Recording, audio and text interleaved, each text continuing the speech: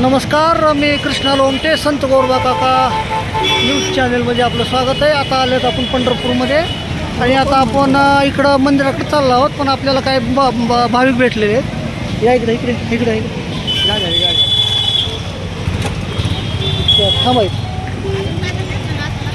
हां, नाव सांगा। महादेव।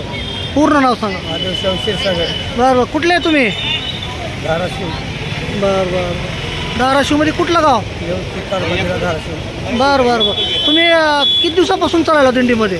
आज आलो पुणे ते पंढरपूर। बरं बरं बरं, म्हणजे माऊलीच्या दिंडीवर होता का संत तुकाराम महाराजाच्या?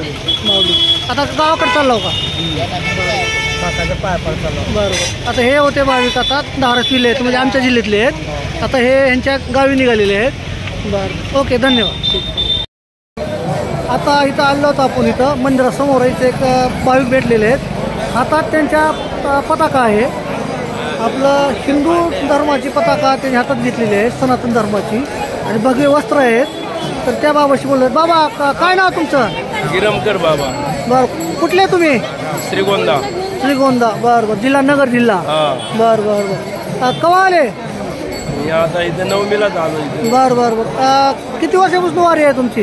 वारी आता मग 60-70 वर्ष झाली बाबा। 60 वर्ष। 60 वर्षापासून वारी आहे। बरं बरं, तिथं आल्यावर काय वाटतं? देवाचं दर्शन झाल्यावर? देवाची मग आता सगळ्या बळीया देवा, सगळ्या देवाचाही देवन बळीया, माझा पण नाही राहू। हो, कुठं गेलं तरी सगळं इथं जेवा लागते। बरं बरं, हा, आता हा सोहळा गया राम नाम कापशी सर्व पायापाशी विठोबाच्या, असे कुठं जा तुम्ही इथं मुक्ती, दुसरीकडे जाऊन नाही काय। हे म्हणते तो हा सोहळा स्वर्गीय नाही, हा, बरोबर आहे का? मग धन्यवाद। बोला माऊली, कुठून आलो? आम्ही आलो हिंगोली जिल्ह्याहून। हां, हिंगोली जिल्हा।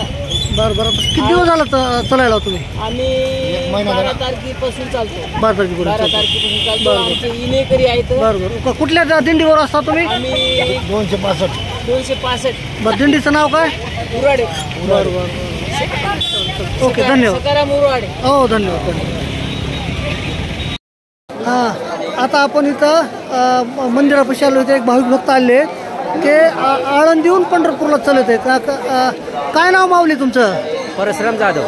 दादा, कुठले तुम्ही? परळी। बरं बरं बरं, तिथून इथं येताना काय त्रास, काही ऊन वारा पाऊस येत होता? काही नाही।